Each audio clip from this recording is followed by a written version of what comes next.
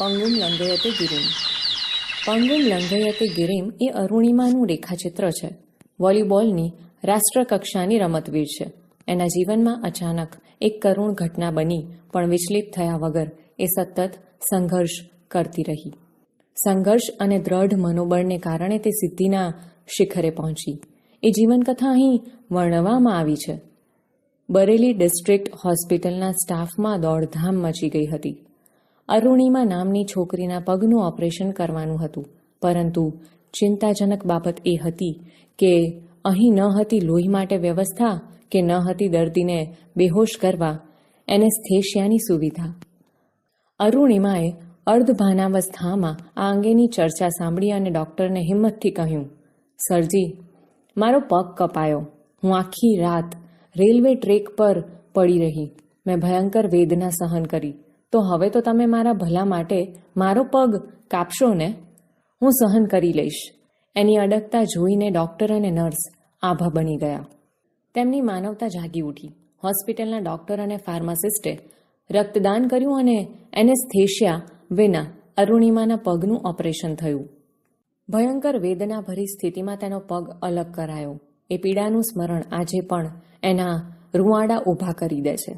2011ની 11 એપ્રિલે અરુણિમા CISFમાં જોડાવા માટે ઇન્ટરવ્યૂ આપવા પદ્માવત એક્સપ્રેસમાં લખનૌથી દિલ્હી જઈ રહી હતી. ત્યારે કેટલાક બદમાશોએ એની સોનાની ચેઇન ખેંચવા પ્રયાસ કર્યો. ડબ્બામાં મુસાફરોની હાજરીમાં આ ઘટના બની પણ કોઈએ એનો વિરોધ ન કર્યો.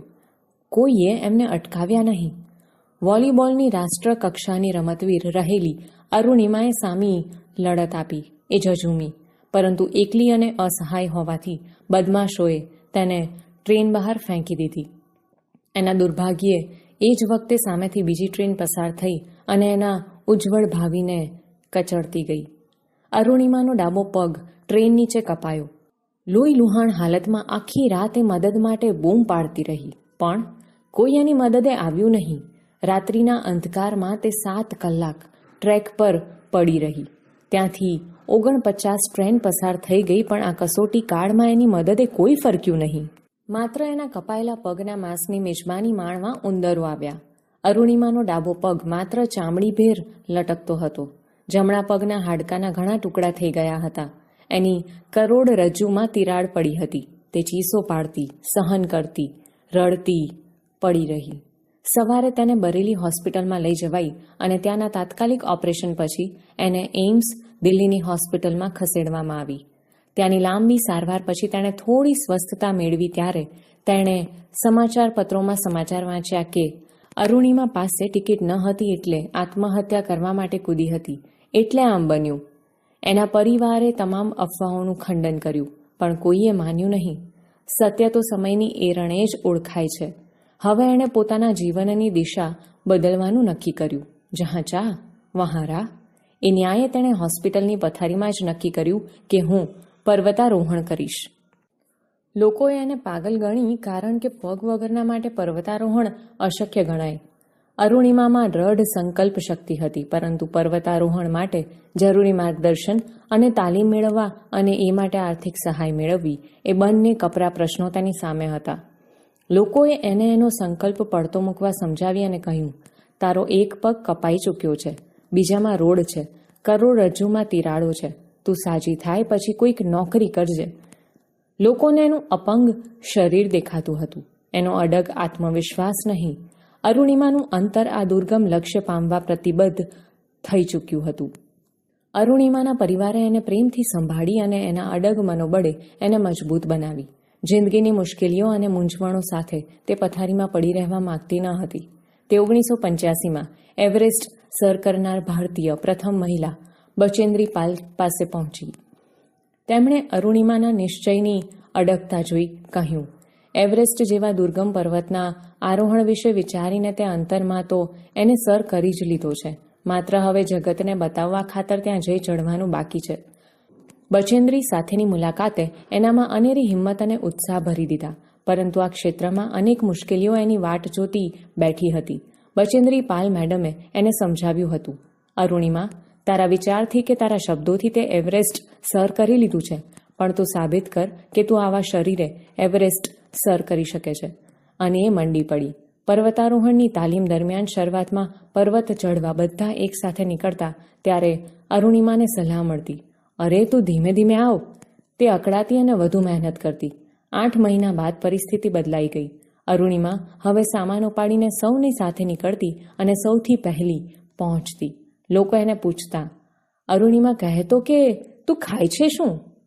તાલીમ બાદ સ્વપ્નને સાકાર કરવાની લક્ષ્યને પામવાની ઘડી આવી પહોંચી. એ એવરેસ્ટને આંબવા સજ્જ બની, પરંતુ વિટમણાઓ ડગલે ને પગલે હતી. પહેલી કસોટી શેરપાને સમજાવવાની આવી. શેરપાએ જાણ્યું કે અરુણિમાનો કૃત્રિમ પગ છે, તો તેણે કહી દીધું કે એ તેને નહીં લઈ જઈ શકે. શેરપાને પોતાને જીવનું જોખમ ખેડવું પડશે એમ વિચારી તે આનાકાની કરતો રહ્યો. ખૂબ સમજાવટને અંતે તે રાજી થયો. બર્ફીલા પહાડો વચ્ચેથી એણે એવરેસ્ટ તરફ પ્રયાણ કર્યું ત્યારે બીજી કસોટી તેના કૃત્રિમ પગને લીધે થઈ. ચઢાણ ચડતા વારંવાર કૃત્રિમ પગ ફરી જતો, ખસી જતો અને એના પર શરીરનું વજન લેવાતું નહીં, આગળ ચલાતું નહીં. પરંતુ તેણે પ્રયાસો ચાલુ રાખ્યા અને ધીમે ધીમે આગળ વધી. આગળ વધતા આ માર્ગે તેણે અનેક પર્વતારોહકોને મૃત્યુની ચાદર ઓઢી સૂતેલા જોયા. તે કંપી ઉઠી. તેણે મનોમંથન કર્યું અને મૃત સાહસવીરોને મનોમન વચન આપ્યું કે હું તમારા સૌ વતી એવરેસ્ટ સર કરીશ અને જીવતી પાછી આવીશ. તેનું દરેક ડગલું જાણે પડકાર હતો. અનેક પડકારો સામે ઝઝૂમતી અરુણિમા હિલેરી સ્ટેપ પહોંચી. ત્યાંથી એવરેસ્ટ પહોંચાય છે. ત્યાં જ શેરપાએ આઘાતજનક વાત કહી કે અરુણિમાનો બોટલનો ઓક્સિજન પૂરો થઈ રહ્યો છે અને તેણે પાછા ફરવું જોઈએ. જિંદગી સલામત હશે તો ફરી પ્રયત્ન કરી શકશે. તેણે પાછા ફરવું જોઈએ. અરુણિમા જુદું જ વિચારતી હતી કે જિંદગીમાં આવી સોનેરી તક ફરી મળતી નથી. મા અને બચેન્દ્રી પાલે એને કહ્યું હતું, તમે જીવનમાં ક્યારેક એકલા રહી જાઓ છો ત્યારે નિર્ણય તમારે અને માત્ર તમારે જ લેવો પડે છે. ત્યારે વિચારવું કે એક એક ડગ માંડીને હું અહીં સુધી પહોંચી છું. એવી પડે પાછળ નજર કરી એક કદમ આગળ માંડજે, રસ્તો આપોઆપ મળી જશે. અને તેણે જીવનું જોખમ ખેડવાનો સંકલ્પ કર્યો. એક ડગલું આગળ મૂક્યું. 1.5 કલાક પછી તે એવરેસ્ટની ટોચે હતી. અશક્ય એવી મંજિલ પર હતી. તે ખૂબ ખુશ હતી. આનંદના અતિરેકમાં તે બૂમો પાડીને દુનિયાને બતાવવા માંગતી હતી કે એક વિકલાંગ, એક મધ્યમ વર્ગીય છોકરી ધારે તો શું ન કરી શકે. જીવનની કસોટીઓમાં હારીને બેસી જનારા, નિષ્ફળ જનારાઓને એણે કહેવું હતું કે માણસ ખરેખર વિકલાંગ ત્યારે બને છે જ્યારે એ હાર કબૂલી લે છે, પ્રયત્નો છોડી દે છે. વ્યક્તિ શરીરથી નહીં, મનથી વિકલાંગ બને છે. એના પર વિજય મેળવવાનો હોય છે. 11 એપ્રિલ 2011માં અરુણિમાને અકસ્માત થયો હતો અને 21 મે 2013ના દિવસે સવારે 10:55 તેણે એવરેસ્ટ સર કર્યું. કેવી રીતે? મજબૂત મનોબળથી, હિંમતથી, સખત પરિશ્રમથી. એવરેસ્ટ આરોહણને તેણે જીવન ધ્યેય બનાવી દીધું હતું. સફળતા એનું જુનૂન બની ચૂક્યું હતું. એવરેસ્ટ ઉપર અરુણિમાએ રાષ્ટ્રધ્વજ સાથે ફોટા પડાવ્યા. શેરપા પાસે વિડીયો શૂટિંગ પણ કરાવ્યું. સમય વીતતો જતો હતો અને એનો ઓક્સિજન પૂરો થઈ રહ્યો હતો. શેરપા તે યાદ કરાવતા ખૂબ ગુસ્સે થતો હતો. અરુણિમાને પોતાને પણ આ ખ્યાલ હતો કે પોતે કદાચ જીવતી નહીં રહી શકે, પરંતુ તે શેરપા મારફતે એ વિડીયો ભારતના યુવા વર્ગને પહોંચાડવા માંગતી હતી, જેથી યુવાનો પડકાર સામે લડતા શીખી શકે. 8,848 ફૂટની ઊંચાઈ પર લોહી થીજાવી દેતી ઠંડીમાં એનો આ ડર સાચો પડી શકે તેમ હતો. અરુણિમા ઝડપથી શેરપા સાથે પાછી ફરી રહી હતી ત્યાં જ એનો ઓક્સિજન ખલાસ થઈ ગયો. તે નીચે ઢળી પડી.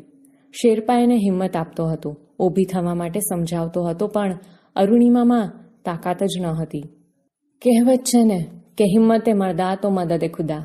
ઈશ્વરીય દુનિયાના નિયમો જુદા હોય છે. તે જ સમયે એક બ્રિટિશ પર્વતારોહક ચડતો હતો. તેની પાસે ઓક્સિજનના 2 બાટલા હતા.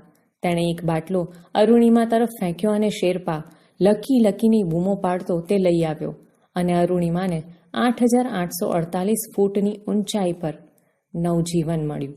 ખરેખર ભાગ્ય એને જ સાથ દે છે જે પુરુષાર્થ કરે છે, હાર માનતા નથી અને લોખંડી મનોબળથી પરિસ્થિતિ સામે ઝઝૂમે છે. હવે અરુણિમા પરત ફરવા માંડી. ત્યાં જ એનો કૃત્રિમ પગ નીકળી ગયો. તે ઘસડાતી ઘસડાતી ઉતરતી રહી. કેમ્પ 4થી સમિટ 3500 ફૂટના અંતરે છે, જે અંતર કાપતા બીજાને 16થી 17 કલાક થાય. તે માટે અરુણિમાને 24 કલાક થયા.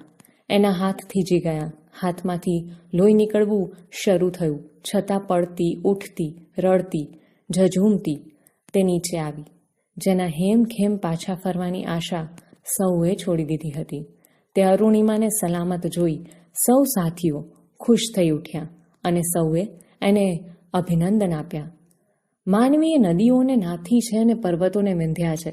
સાગરોના પેટાળ ખોડ્યા અને રણને નંદનવન કર્યા છે. માનવી ધારે તે પામે છે, પણ ધારવું અને એના માટે ઝઝૂમવું અગત્યનું છે.